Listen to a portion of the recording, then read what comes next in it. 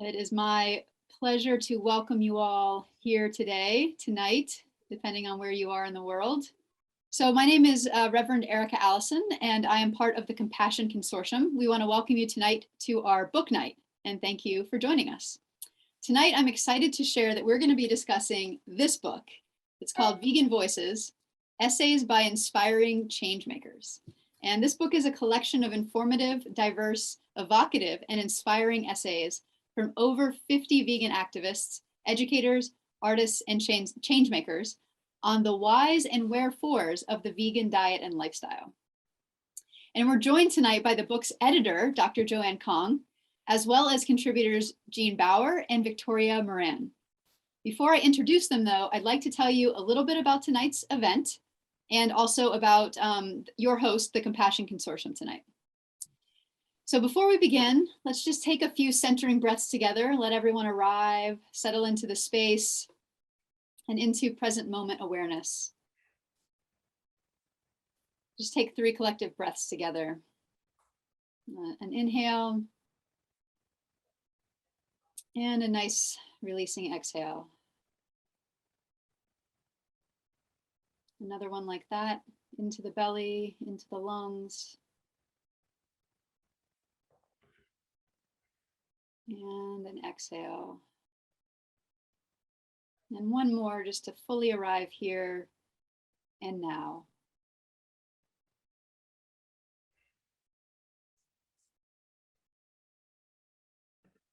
Thank you. So the Compassion Consortium, we are a non-sectarian, which by the way is just a fancy way of saying that we're not affiliated with any particular religion. And we're an interfaith religious center. We offer spiritual guidance, support, and fellowship to vegans, vegetarians, animal rights activists, animal lovers, and all humans who care about and advocate for animals and for the planet. The Compassion Consortium was born out of the recognition that many people do not see their deeply rooted compassion for all creatures reflected in houses of worship. Some have even left faith traditions after seeing these innocent, loving beings excluded from the level of mercy they deserve. And in many cases, they're even denied the possession of a soul. So the Compassionate Consortium is here to supplement that missing piece for people who are part of another religious or spiritual community, and also for those who are not. We welcome participants of all faiths and no faiths. The official mission and principles of the Compassion Consortium are set forth in our tenets of agreement, which are located on our website. And at some point, William, our tech guy for the night, is going to put that in the chat for us, the link to the Compassion Consortium if you'd like to learn more. We offer regular monthly services, and they take place on Sunday afternoons around 4 p.m. Eastern Time on the 4th Sunday of each month. Each service includes immersive spiritual practices, such as musical reflections, meditations, prayers, and loving kindness, as well as a spiritual conversation with a special guest. And we also offer film and book discussions like this one. I just want to let everyone know that our next Sunday service will be happening on December 26th. It'll be our last one of the year, and it will feature author Keith Akers as our spiritual guest. In the spirit of Christmas, Keith will offer his insights on the historical Jesus, on the roots of Christianity, and the earliest Jewish followers of Jesus, such as the Essenes and the Nazarenes. We will also explore with Keith that question that we all are curious about of whether Jesus was a vegetarian and why the answer to this question matters in today's world. So with all that being said, as an introduction, I'm excited to bring you to tonight's event. We are about to begin a facilitated discussion about the book, Vegan Voices, with our panel of guests for about 30 minutes. That's how tonight's going to go. And after our discussion and kind of during our discussion, you're going to have the opportunity, if you have a question for our guest tonight, you can make a chat in the chat box to any of the hosts. There's going to be an option that says chat with hosts and co-hosts. If you want to send a question in, you can send a question to that title of the chat, and it will come to us, and I will work those into our questions for tonight. So please add your questions. We love your participation. I know our panelists are really excited to interact with everyone who's here. So whatever you're curious about, put it in there. I particularly hear that Jean likes to answer the question about what is the meaning of life.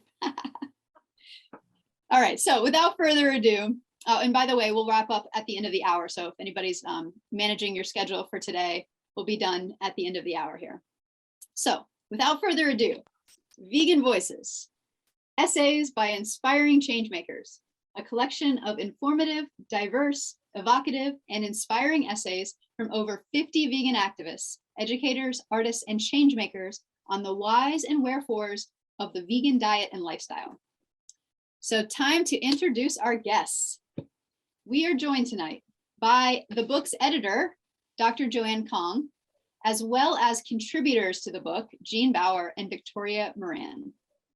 Dr. Kong is recognized as one of the most compelling advocates for plant-sourced nutrition today, and is a frequent speaker at universities, festivals, and conferences. Jean is the co-founder and president of Farm Sanctuary in Watkins Glen, New York, and has been hailed as the conscience of the food movement by Time magazine. And Victoria is the founder and president of Main Street Vegan and a co-founder of the Compassion Consortium and the author of 13 books on veganism, wellness, and spirituality. So welcome everyone. So excited you're here with us today. Thank you for being here. I'm sure that many of us have had the experience of waking up in the morning and maybe having a solution to a question or problem pop into your head, because sleep, of course, is the time when our brain cells are regenerating. So I have found that in my case, I also feel that I receive, when I awaken, sometimes certain ideas or concepts just pop into my head. And that's exactly what happened with Vegan Voices. It was in the summer of 2020. I woke up one morning and the words Vegan Voices were like really big in my head. And I thought, okay, I'm getting some kind of a sign or a message from a higher sense of spirit that this is a time to bring community together of a group of fantastic advocates who are bringing this important message to us. So I felt that I was taking on the role of like a facilitator to make all of this possible. And realizing that as the human race, we've really arrived at the point of greatest damage to the planet on so many levels, whether you're talking about the animals, the environment, our innate compassion, our identity.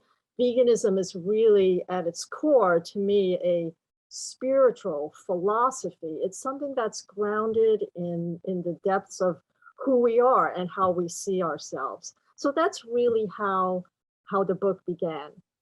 So I'm so glad to be here. Thank you. Beautiful. Sounds very inspired.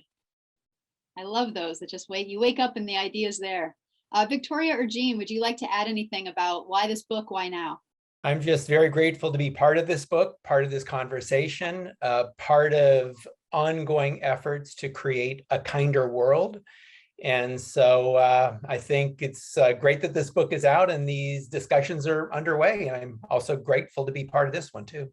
Hi, everybody. Sorry to have been muted, but William and I live with a rescue pigeon, and sometimes at night he makes lovely pigeon sounds, which seem to amplify through these machines. Well, I was so honored when Joanne came to me to contribute to the book and then to write the foreword, because it used to be Vegan Voices were kind of like a quartet in harmony. We were pretty much alike, you know. We all cared about animals. We were all kind of health nuts. We all ate brown rice, but it's not like that anymore. This is such a diverse, rich movement. And there's so many things to learn from people of different generations, different continents, and to bring them all together in a book like this is very special for now. Beautiful. Thank you all for being a part of it. So let's get on to the next question. So this book boldly calls everyone in it a change maker. And I know that's a beautiful term and it can be intimidating as well. So I'm going to ask you, what is your unique expression of change maker, each of you? Like, how does that word, what does that mean to you? And in other words, tell us a bit about why and how you do what you do. Well, when I was choosing a title for the book, I felt that change maker was really appropriate because to me, a change maker is someone who motivates new levels of awareness and behavior by bringing forth new thoughts, aspects, or issues about life that maybe people haven't thought about. And whether the change happens through emotional or intellectual awareness or a change in behavior, ultimately, I think that that change inhabits your body. It becomes like a catalyzing energy within yourself. And then through that, positive change can spread out throughout the rest of the world. So all the 50 plus writers in the book, as I'm sure you've read through the whole book already, Rev. Erica, you've seen how everyone, it's just a fascinating glimpse into individual paths that people have taken. And one of the writers from India, Shankar Narian, he sponsored a tour, a speaking and performing tour I did of India 3 years ago. And he always had this saying. He would say, veganism, it's not a destination, it's a journey. And I think readers who read the book will see the power of how you can actually create and craft your own life, and that veganism really speaks to who you are as a person. It's not just a diet, it's so much more. So that's basically my philosophy and thoughts about what a change maker is. And let me take that a little bit more personal. So talk to us all about you as change maker. Tell us about kind of how and what you do in the world and why you do what you do. Okay. I was first a long time vegetarian and then turned vegan. And I'm also a college professor. I teach music. And people oftentimes ask me, well, what's the connection between being a musician and being a vegan advocate? And with music, it's a matter for me of communicating and reaching people at a very deep emotional level. And veganism really does the same thing. And in the arts, because I also do a lot of advocacy through the arts, I'm a pianist, it's reaching people through different sensory pathways. It's not just necessarily about getting information, it's about an emotional response. So I've been incorporating a lot more of musical artistic elements into my talks, including some recent work with Compassion Arts Festival, which I'm sure you're familiar with. So in the book, you'll see how people were inspired to change and become change makers in different ways, whether it was through watching a talk. For instance, Curtis Volmar watched Gary Yourofsky's speech and that night threw out all his animal products. Derek Treesize met his future wife who told him, you can no longer eat 2 steaks and a gallon of ice cream. You need to research plant-based nutrition. Ingrid Newkirk has a powerful talk about the subconscious and how seeing the antenna of a lobster was a signal to her on a deeper level that this was a conscious sentient being. So those are just a few examples of how all of us became change makers, and that it was a very unique experience for each of us. So many beautiful nuggets from the book. Thank you for dropping those in as well. Victoria, would you like to go next? Yeah, I have been watching Changemakers for a long time, and one of them is here tonight, and that's Jean Bauer. I met Jean in 1985 when Farm Sanctuary was just going from an idea into being something that the world had never seen before. And it was so fascinating to see, possibly for the first time in my life, someone who was really going to do something revolutionary and novel that a lot of us didn't think was even possible. And to see that not only did he do that, but others have now done it. Farm sanctuaries are entities that people are aware of, not only vegans, but non-vegans as well. So just by taking an idea and then kind of shining the light. I love this idea. I call it attraction activism, that somebody does something cool and then it makes other people want to do that too. So for me, I try to change people with words and stories. And actually, I don't even try to change people. I just share the words and the stories. And if they're ready to change and wanting to change, then that happens. And that's a cool thing to watch as well. And just give us a little bit more about some of the work that you do in the world in case people don't know how those stories play out. Oh, you're so kind. Well, all I can do is words. I'm really, really bad at almost everything else. People always think I can cook because I'm such a long time vegan, but I have to have recipes for that. So basically, I can write and I can speak. I've known that from the time I was a kid. And so I think with a gift like that, it's where you want to put those words. So I started actually writing about rock groups. I went to Beatles press conferences in my teens, and that was fun and that was cool. But once I became vegetarian at 18, 19, that was really what I wanted to be writing about. That was what I wanted to be talking about.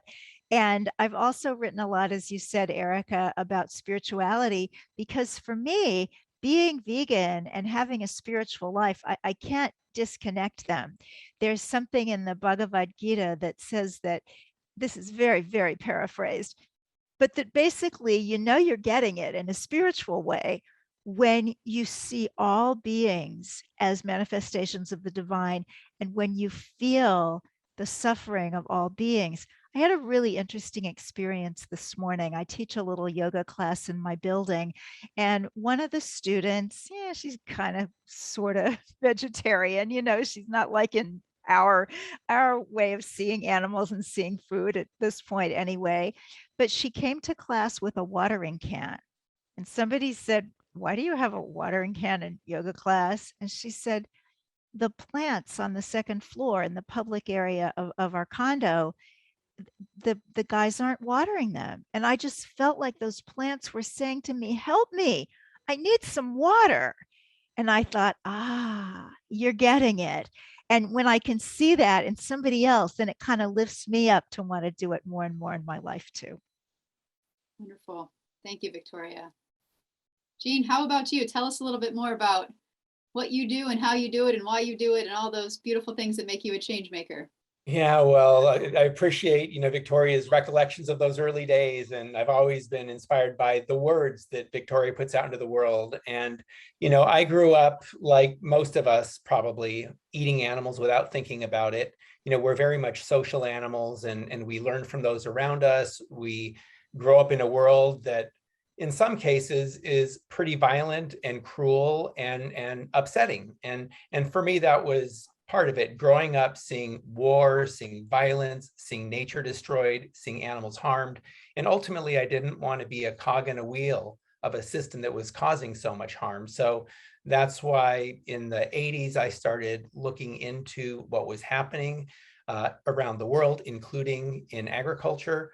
Learned about factory farming and the enormous harms it was causing, started investigating places and finding animals left for dead and rescuing them. And watching these animals heal, in a sense, helped us to heal. And, I really resonate with the point when you see someone else elevated, how it really feels good and helps elevate each of us. And so at Farm Sanctuary, I've been fortunate to watch many animals heal over the years. I have also witnessed people being touched and moved by the experience of getting to know these individuals and hear their stories.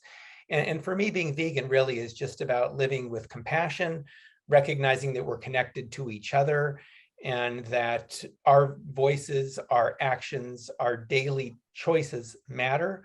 And if we can live well without causing harm, I think most people would like to do that. And so trying to create that example and making it feasible for people to live healthy, compassionate, plant-based lives is what really turns me on now. When I see that happening, it's a very positive thing. Amazing. Thank you all so much for all the work you're doing in the world. The next question I want to ask is a little forward looking. So we're going to have you put your visionary hats on a bit. But before I ask the question, I just want to remind everyone that the chat is open. And if you would like to ask a question, I would love to see it and work it into our conversation today. So just a little plug and encouragement to please don't be shy, add a question in. And in the meantime, while you're doing that, I'd like to ask our panelists, so from your perspective, what needs to happen in the next like 2 to 5 years to really move the needle in the direction of compassion? I would say that at least in most of the contact I've had with people when I'm visiting a conference or speaking to others, I see a lot of people that are first inspired to go vegan for their health. And oftentimes that serves as a springboard of awareness where then they're opened up to the perspective that not only is it good for health, but it impacts the animals. And I think that's the important part of the piece that we're all working to bring more into the forefront, is to see these animals as individuals as much as we can.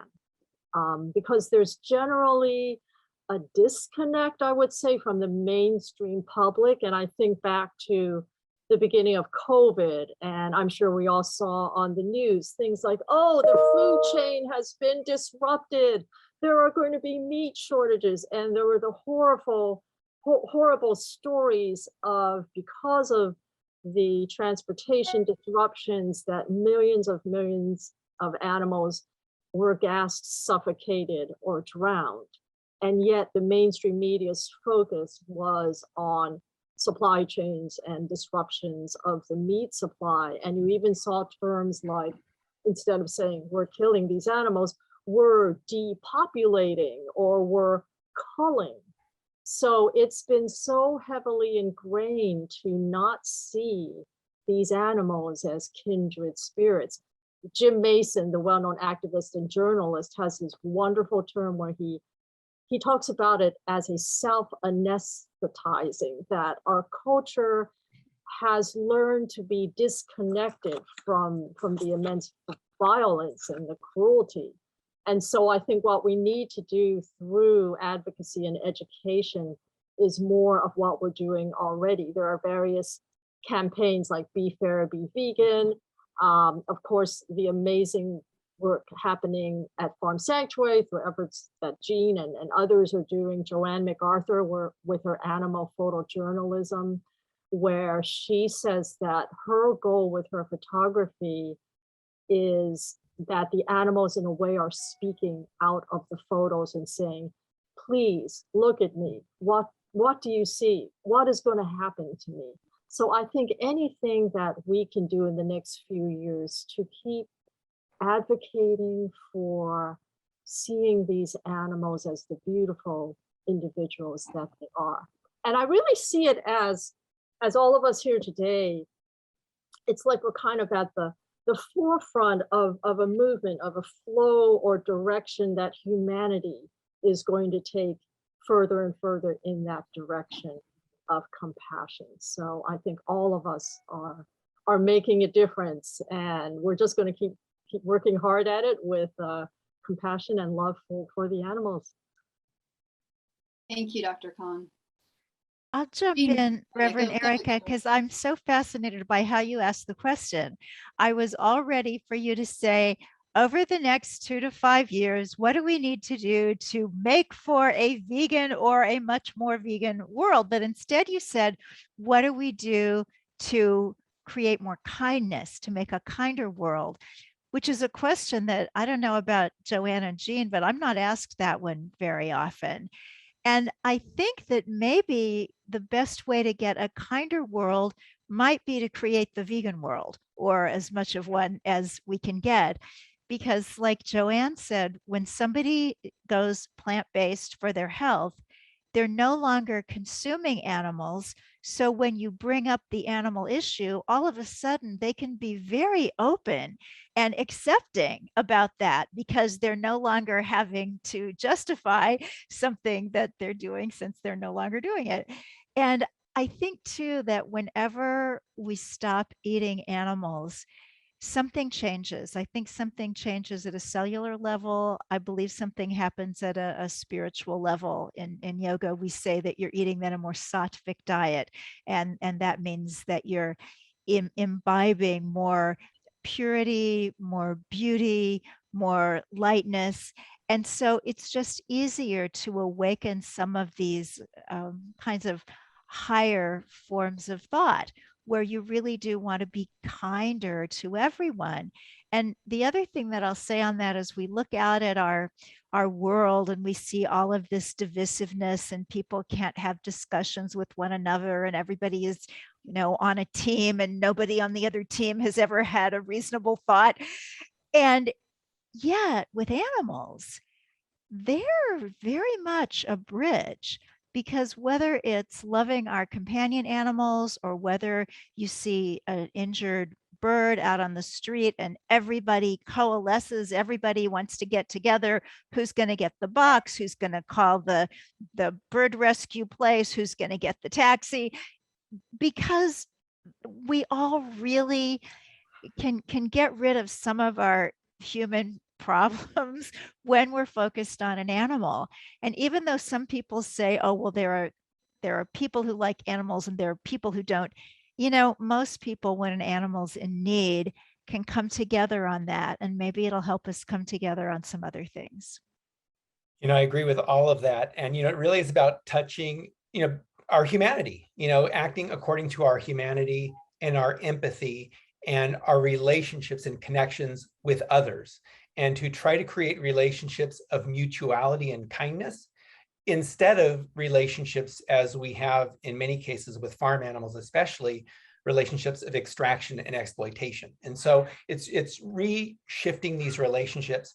And then also, I think from a more kind of tactical campaigning standpoint, finding common ground and building from there. And I think we now have a convergence of issues around things like the climate crisis, around things like food insecurity and racism in the food industry, and finding common ground and wider alliances to challenge certain political power bases, which is not going to be easy to do. So that's on the political policy side. That's important, but also personal change and humanity is also important. So I think doing all the things that are currently happening and more, and hopefully things will continue to grow, and there will be further alignments with adjacent movements that, you know, I think once people start taking these steps towards plant-based living and looking at animals as friends instead of food, it becomes sort of a very clear pathway towards being vegan. So I see a lot of opportunity to reach lots of other audiences through aligned concerns. And I think also as individuals, there's so much that we can do in terms of this messaging, to do it in as compassionate and positive a way as possible. Sometimes we have this negative stereotype of being the righteous vegan, that kind of thing. I think if we have at the front of our mission that we're making compassionate choices easier and easier with everybody we meet, and it could be something as simple as showing what I call pre-vegans just how delicious a plant-based meal can be. Maybe you bring a vegan dish to a social gathering. Just being a model of kindness and generosity and glowing health to everyone you meet, supporting businesses, expressing appreciation to whether it's restaurants or stores that have more and more vegan options, supporting and visiting sanctuaries, getting on social media, and most importantly, engaging in positive conversation with others. I think a starting point when you're engaging with others, it's about learning where people are coming from, finding out what's important to them. And as Jean was talking about, finding that commonality so that there's a real path of communication that will help push the message across. Thank you all. And I'm sure there's even additional inspiration to those questions in the book. So make sure you grab a copy and read from our 50 Changemakers. So we have our first audience question, and Dave, if you're willing to be put on the spot, would you be okay if we unmuted you and you asked your question live? Does that work for you? Okay, I'm going to unmute you here. Great, thank you. Thanks everyone for putting this together. It's really worthwhile. The book was great and the presentation is great, so thanks. I was writing something of my own 10 years ago or so, and a friend who read it told me, you can't both cite to animal studies and say we should eliminate animal studies. And I thought that was a valid point. T. Colin Campbell in his essay has a problem with people like me, and he said, consider the puzzling self-destructive tendency of too many vegan advocates, that's me, to ignore scientific evidence against animal protein, the most powerful evidence of all, solely because it has been produced in experimental animal rodent studies. So, you know, on the one hand, I get his frustration. He's the guy who's done the most to express the idea that any amount of protein in the human body is likely to increase our risk of cancer. On the other hand, there's a huge, there's a widely held sentiment in the vegan and animal rights community that we should eliminate animal testing completely. So I guess the question is, how do we resolve that conflict? Are we hypocrites if we cite to animal studies and say we should eliminate animal studies? How do the three of you who contributed to the book feel about it? I'll just say from a general viewpoint, Dr. Campbell, I see that his role in terms of the whole large vegan movement is from his life path as a scientist. So I know there are a couple of things in there where he talks about other vegan advocates and that sort of thing. But as opposed to seeing that as a criticism, I kind of see and understand that he's approaching it from, you know, from the purely scientific nutritional study kind of viewpoint. And I really appreciate him for doing that. And even though there may be one or two essays in the book where maybe, you know, a reader might say, oh, why did this person write this or that, or I don't agree with that.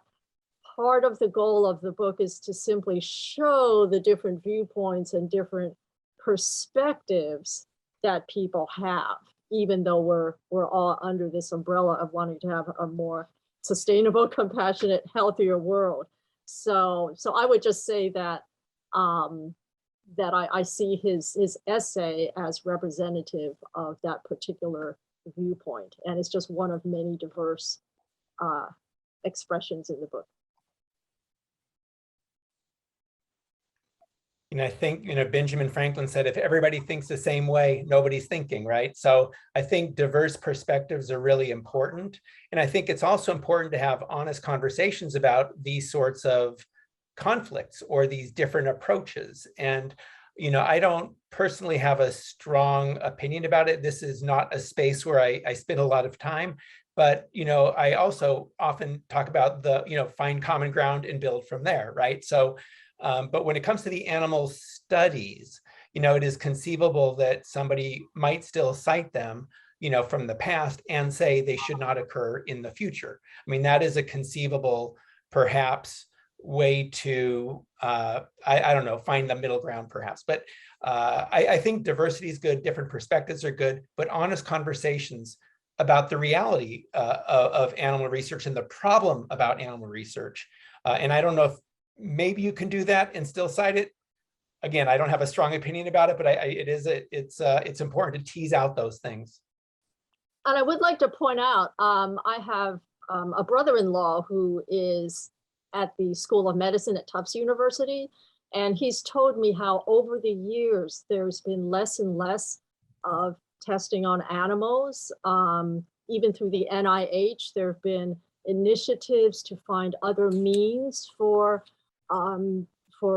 finding test results that are not reliant on animal models. And it's been shown that in many cases, the results that one would get through animal testing are not specifically applicable to humans as well. So I think the reduction in animal testing, and a lot of fantastic work of course is being done in this field by Neil Barnard and PCRM. So we are again seeing that needle moving towards less and less animal testing. So I think that's a really positive thing to keep in mind. And I'll just say that I am an abolitionist on animal testing. I wish that it were gone now, and I look forward to the day that it is gone. However, I'm also a pragmatist, and just because something came into the world through exploitation or people not being paid proper wages or whatever it was, it exists in the world. And if it can be used for good, there's a phrase, I believe it's in Genesis. This is going back to when I got a degree in religious studies. And the teacher one day gave a lecture on the phrase, to be reckoned as righteous, that once something has already happened, if you can use it for good, then that's reckoned as righteous. And I like that idea. And Dr. Campbell does a huge amount of good. And I remember when he was just coming into our movement, and he'd never heard of animal rights or, this was just entirely new to him. And to see how beautifully he's open to the degree that he has to this entirely different way of looking at life. It's good. A really great point. When you start interacting with folks who maybe, you don't completely agree with at first, certain things start resonating and rubbing off. So that's a beautiful example with Colin Campbell, I think. Yeah, they rub off unless you write them off, and then you don't get the chance. Yeah. I feel like that answer had many, many amazing points in it that touch on all different ways of how we interact with each other. So thanks, Dave, for that question, and for our panelists for being ready with the impromptu responses. So we have we do have another audience question. Before we go to that one, I want to ask you, because Victoria, you've now opened the door twice to this topic. I'd love to talk to each of you about spirituality. How does spirituality show up in each of your lives?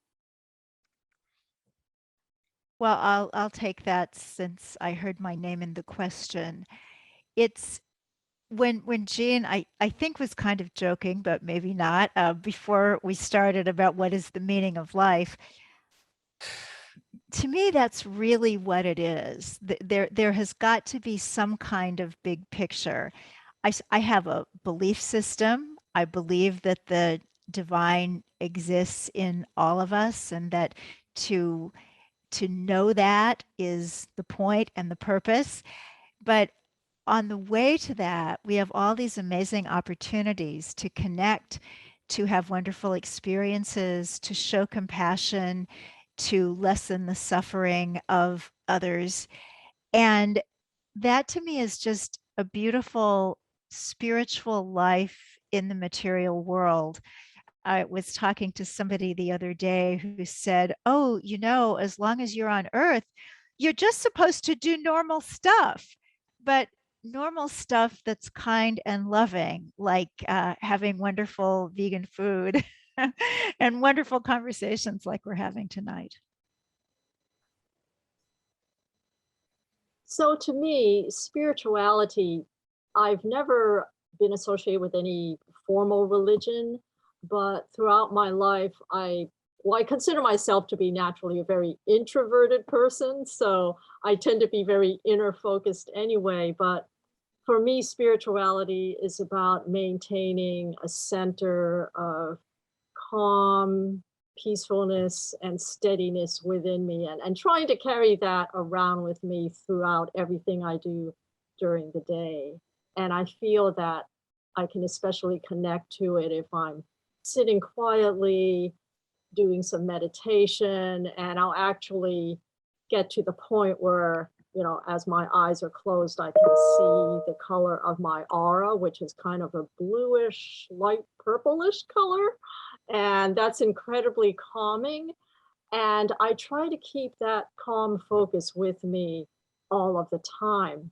And for me, spirituality, it's really about caring. I think on this earth, we're here to learn, first of all, and we're here to bring as high a level of caring to every being that we encounter, caring and sharing and simply doing as one of the writers in the book, Larry Weiss, who wrote one of the 2 poems in Vegan Voices, he's always talked about having your heart chakra as open as possible. So allowing yourself to feel the innate love and compassion that are naturally a part of you and trying to instill that in others.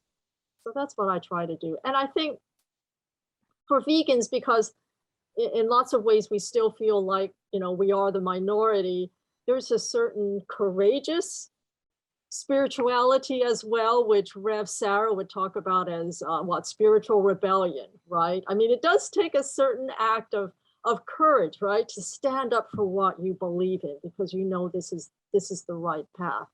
And so there's a certain amount of boldness and not being afraid to be who you are and going out in the world and being that person. You know, I think, you know, agree with what's being said here. And it's about, I think, empathy and connection and compassion and the world we share. And, you know, I grew up in a very sort of conservative Catholic family that was sort of a lot of finger wagging. And, you know, so sometimes on the vegan side, honestly, we can have a little bit of finger wagging. So it's really about empathy for others, trying to understand others, trying to elevate and help others.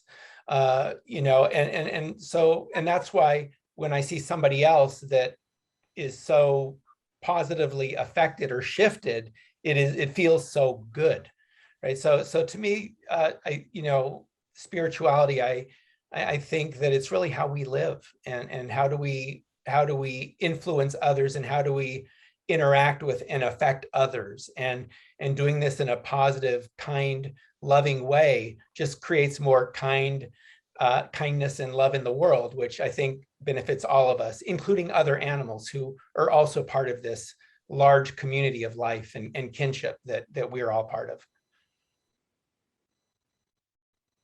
Beautiful. Thank you all for that. So our next question from the audience, Miriam, can I unmute you?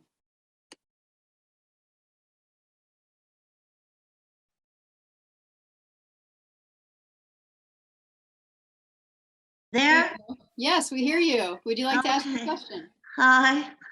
Well, this may be a finger wagging idea, but it's always amazed me. And I never thought about it until I became a vegetarian. And but the way that parents introduce kids to the world is through stuffed animals, or maybe a family dog or cat. And then in the same household, the same time frame, they say, eat your hamburger. And to me, they're taught that they're 2 different things.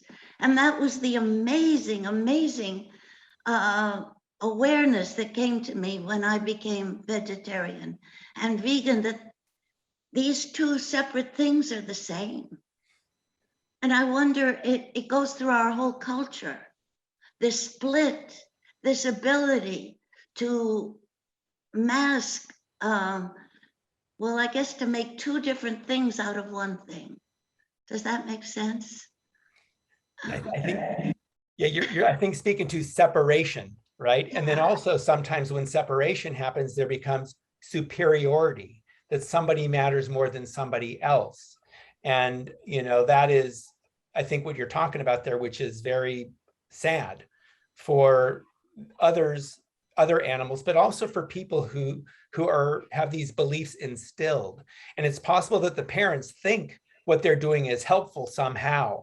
Oh, But sure. I think, yeah. Yeah. So it's, but I think, yeah, that's the reality. We grow up in a very sort of separated, you know, belief systems sometimes enable and encourage oppression and abuse. And that's what I think being vegan is about is challenging those beliefs and other systems of oppression and abuse, but doing it ultimately in a way to help those engaged in those problems and those abuses to see things differently and hopefully touch their own compassion and empathy for others who maybe they're harming.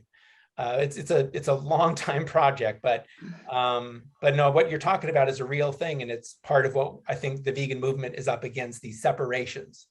And we're talking really about unity and connection and empathy with others. And I think Gene brings up a wonderful point when he talks about the two different views, right? The opposing views. And when you think about it, like I think of myself growing up, I consumed animals. My parents did not sit me down and say, okay, this is your pet or this is your stuffed animal, but this is a cow that we're allowed to eat. In essence, we weren't given a choice. We did not make a choice that we were going to be nice to these animals yet eat these other ones. We were like our parents, raised within that cultural context of just accepting it. We never thought to question it. So as Jean pointed out, it's about bringing it to awareness, to realize that this is something that you can look at in a different light. And oftentimes when I'm speaking or giving talks, I'll point out that I'm no different from so many people and that I had that enormous blind spot. And it wasn't until I learned about what happens to animals and where food comes from that then all of a sudden my eyes were opened. So I think our role as advocates is to plant the seeds and open awareness with all that we come in contact with. I think Actually, maybe there are three different things. The toy, the stuffed toy that we love and that is comforting as kids. Then the meal on the plate is a different entity.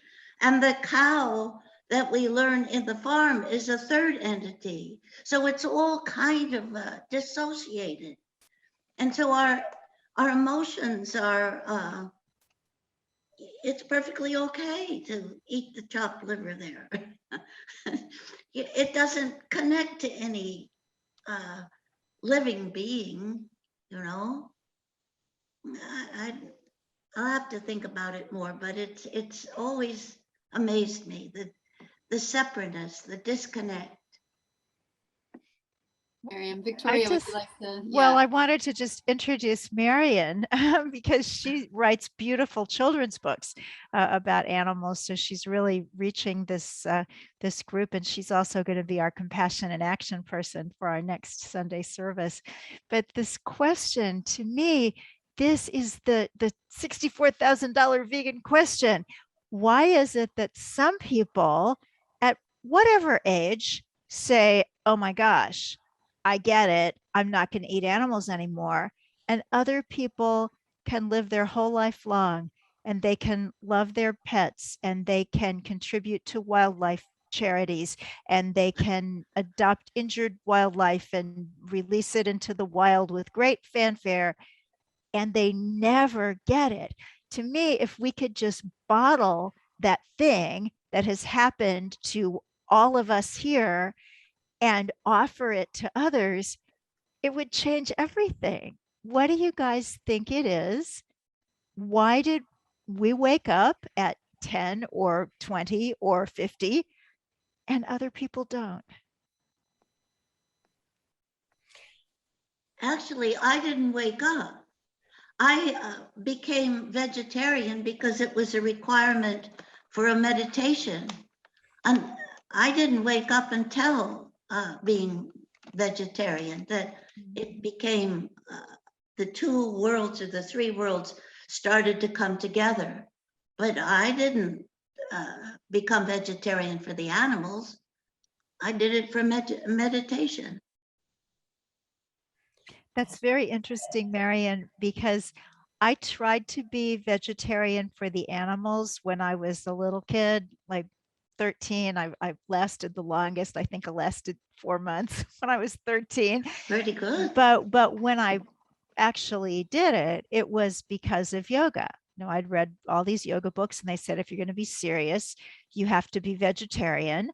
But I think you've really hit on to something that once you've gone that far, then all of a sudden the connections start making themselves. Yes. You know, we're creatures of habit and we tend to do what those around us do, right? So one of the things is the vegan way of living is not a mainstream way of living. And I think being different than the mainstream is scary, which might be one of the biggest obstacles. And also it's not as convenient. So I think those are some of the sort of, you know, quick questions or responses to the why not. And then some people become very deeply motivated and say that's just wrong and change. But many people are, I think, somewhat disconnected and don't think that deeply, I'm afraid. Thank you so much for that deep question and for all of those answers. I want to shout out Brian in the chat. Brian just wrote in a note to everyone, and he is part of the Lantern team, which published the book Vegan Voices.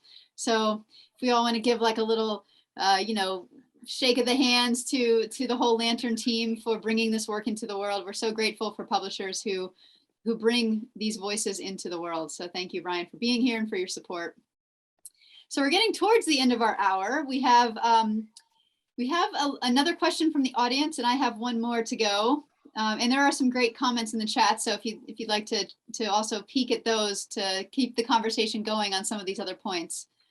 Yeah, so I'd love to, Dominique, if you're willing to ask your question, we'll go to this one. It's a, you know, all things are on the table for these conversations. So I'm going to ask you to unmute and we'll bring this one in and see if it can be helpful to your relationship with your brother. Okay, I have spoken to you, Victoria, about this years ago. My brother is very Catholic and I grew up in that environment, and gradually my family began to see that I was indeed really becoming vegan and serious about it.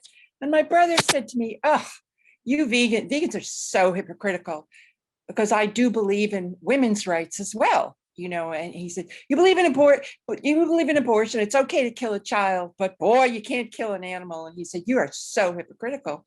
And Victoria and I talked about it. And I think, Victoria, if you remember, we didn't come up with a real answer, because that's a really tough one. I don't espouse killing unborn children. I am in favor of women's rights over their own bodies, but I don't say, oh boy, you know, you ought to go kill your baby. I mean, so I don't know what to do about that. Except maybe just let it be and not even talk to him about it. I don't know. That's sort of the path I've been taking lately. I don't discuss. Knowing we certainly won't solve it tonight, I'd love to hear some just commentary or thoughts from our panelists here. Again, it's one of those things, find common ground and build from there. And there might be certain topics that are just very challenging, like this one, you know, but there might be other topics of being kind and not causing unnecessary harm to others as a general principle that could then be applied in various ways. And, you know, with the abortion conversation, if you even apply that principle to try to cause as little harm as possible, I mean, there's a lot of different perspectives on that, obviously, but having a principle to agree to and then try to apply it in various circumstances might be a way to have some pretty interesting conversations, although that one topic might be a challenge. Thanks, Jean. I think that to let someone like your brother know that although you're a vegan who espouses women's rights, which includes reproductive choice, there are vegans who are very, very pro-life. I'm thinking of Professor Charles Camozzi, for one, who teaches at Fordham, and he has books about animal rights and about all kinds of Catholic theology. And maybe just to let your brother know, okay, I'm here, but there are people who are vegan who are more like you in some other opinions. Okay, great. Thank you so much. With veganism, it's never about an all or nothing thing. It's not like you're trying to reach some state of perfection where you have to be 100% vegan, because there's no way you can be, because animal products are in, you know, they're in car tires, they're in plastic produce bags, they're in shampoos when we don't even know it, just so many places. So it's about asking yourself, what can I do? What's the most I can do to lessen suffering? What feels right to me? What are the paths that I can take? Like I have a friend who is vegan, but she takes care of rescue cats, and she feeds them regular cat food. That's another whole controversial area about whether cats can be vegan and that sort of thing, which we won't get into. But that's an example of how she's made one choice in one area that she's not vegan, yet the rest of her life, her choices are vegan. So it's more complex than just making a simple black and white choice. It's like a continuum. And just to keep people moving along the right path is what we try to do. Thank you. Thank you. Thank you all so much. Thank you for the participation of the audience and for our panelists. Joanne, will you just share a bit about if people want to pick up a copy of the book for themselves, where are some places they could find that? Yeah, they should simply go to Lantern Publishing and Media's website, and I'll go ahead and type it in the chat. And it's a terrific holiday gift to give to people who have family members or friends that maybe have talked about going plant-based and are interested to learn more. It's a terrific way in just one book to hear a lot of personal stories and perspectives and hopefully move them in the right direction. So it's lanternpm.org. Wonderful. Thank you so much again for being here. Thank you for collecting such a diverse group of voices in this book. I really do agree with what you said at the beginning, that this is giving so many opportunities for all people to find themselves somewhere in these stories. And that's the relatability that every one of our panelists has talked about tonight. So I think it's a beautiful, inspirational, and relatable piece. And thank you all who contributed, and to you, Joanne, for pulling it together. So just as we wrap up here together, I would love to just remind everyone that this was a free event. You all got to join for free. And if you enjoyed the content tonight and your time here, if you would consider making a donation at compassionconsortium.org, your donations allow us to continue offering engaging events like this that are open to all. And William will put the donation link provided in the chat. So thank you again for being here. I'd love to close the way we close all of our Compassion Consortium events, which is with a closing prayer. And it's a bit of a loving kindness metta meditation closing prayer. And it goes, may all creatures everywhere be happy and free. May the thoughts, words, and actions of our life contribute to this happiness and this freedom for all. May it be. Amen, amen, so mote it be. Thank you all again for being here. Lovely to see all of your faces. We'll see you again December 26th if you'd like to join us for our Sunday service. And don't forget to pick up your copy of Vegan Voices. Good night, everyone. Good night. Thanks, Thank everybody. you. Take care.